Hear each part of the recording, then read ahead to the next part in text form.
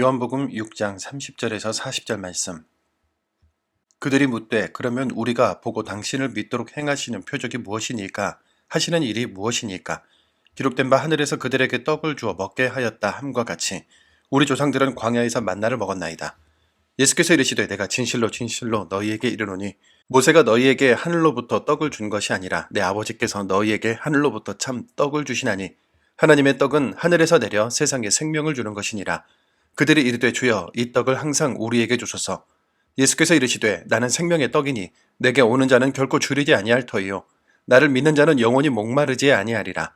그러나 내가 너희에게 이르기를 너희는 나를 보고도 믿지 아니하는도다 하였느니라. 아버지께서 내게 주시는 자는 다 내게로 올 것이요 내게 오는 자는 내가 결코 내쫓지 아니하리라. 내가 하늘에서 내려온 것은 내 뜻을 행하려 함이 아니요 나를 보내신 이의 뜻을 행하려 함이니라. 나를 보내신 이의 뜻은 내게 주신 자 중에 내가 하나도 잃어버리지 아니하고 마지막 날에 다시 살리는 이것이니라. 내 아버지의 뜻은 아들을 보고 믿는 자마다 영생을 얻는 이것이니 마지막 날에 내가 이를 다시 살리리라 하시니라. 아멘. 믿음을 가지기 위해 가장 중요한 것은 확실한 증거라고 말하는 사람들이 있습니다. 눈에 보이고 손으로 만질 수 있으며 머리로 증명되어야 믿을 수 있다는 것이지요. 맞는 말입니다만 우리의 모든 믿음이 다 그렇게 생겨나는 것은 아닙니다. 우리는 아침에 일어나면 오늘 하루가 당연히 나에게 온 것이라는 믿음으로 하루를 시작하지요.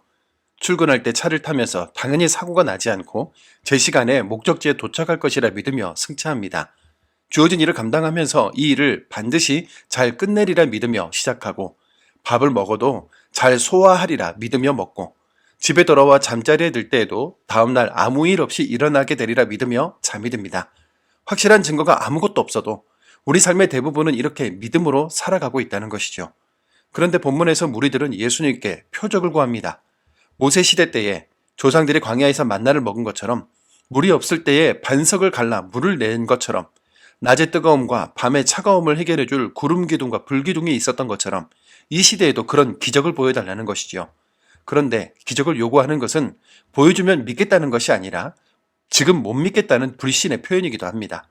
그래도 표적을 보여주면 믿기가 더 편하지 않을까 생각할 수 있습니다만 모세 시대 이스라엘 백성들은 출애굽을 하고 광야를 지나는 동안 인류 역사 이래 그렇게 많은 기적이 한꺼번에 나타난 적이 전무할 만큼 수많은 기적을 보고 하나님의 임재를 경험했어도 결국 온전한 믿음을 갖지 못해 가나안 땅에 들어가지 못했다는 것을 기억합시다. 믿음은 표적이나 증거로 생기는 것이 아니기 때문입니다. 신약에도 이와 비슷한 이야기가 있는데 부자와 거지 나사로의 이야기입니다. 지옥에 떨어진 부자는 나사로를 내 형제들에게 보내서 그들은 이곳에 오지 않도록 나사로를 다시 보내 증거해 달라고 아브라함에게 요청했는데요. 아브라함은 모세와 선지자들이 있으니 그들에게 들을 것이라고 합니다. 즉 죽은 사람이 살아나 믿으라고 하는 것보다 기록된 하나님의 말씀이 있으니 그 말씀을 보며 믿어야 한다는 의미였지요. 그렇습니다. 믿음은 기적을 경험해서 생기는 것이 아니라 말씀을 듣고 읽음으로 생기는 겁니다. 주님은 눈에 보이는 떡, 신비로운 체험을 구하는 무리들에게 그것은 진정한 양식이 아니라고 하셨는데요. 사람이 떡으로만 사는 것이 아니라 하나님의 말씀으로 산다 하셨고 히스기야 왕도 사람이 살고 생명을 누리는 것이 전쟁의 승패가 아니라 바로 하나님께 있다라고 했지요.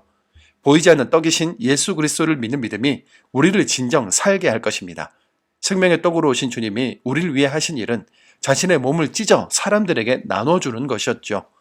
양을 위해 목숨을 버리신 주님, 그 사랑과 희생, 은혜, 구원, 그 능력을 감사하며 감사하게 받아야 할 것입니다. 자기에게 오는 자는 다 보호하시겠다는 예수님의 약속 때문에 우리가 주의 영을 떠나 피하고 숨을지라도 하늘 끝, 바다 저편, 스올의 자리를 펴도 반드시 찾아내시겠다는 하나님의 그 적극적인 사랑 때문에 우리는 오늘도 승리할 수 있습니다. 그래서 다니엘의 세 친구들은 풀무불이 두렵지 않았고 다니엘도 사자굴을 무서워하지 않았습니다. 스데반은 복음 전하다 날아오는 돌을 보며 두려워 떨지 않았고 하나님 보좌 우편에 주님을 보는 것으로 감사했습니다. 반드시 다시 살리시는 주님의 사랑 외에 우리가 그 무엇에 희망을 걸 수 있겠습니까? 우리 주님의 구원을 믿고 오늘도 살아갑시다. 반드시 우리를 하늘의 떡으로 먹이실 것입니다.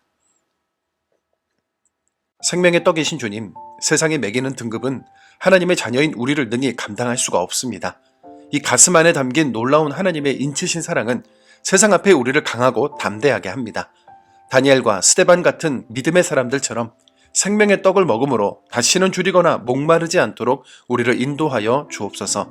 나를 위해 자기 몸을 찢어주신 예수 그리스도를 바라보며 반드시 살리시는 하나님의 뜻대로 우리의 삶도 생명의 열매를 맺게 하여 주옵소서. 예수님의 이름으로 기도드립니다. 아멘.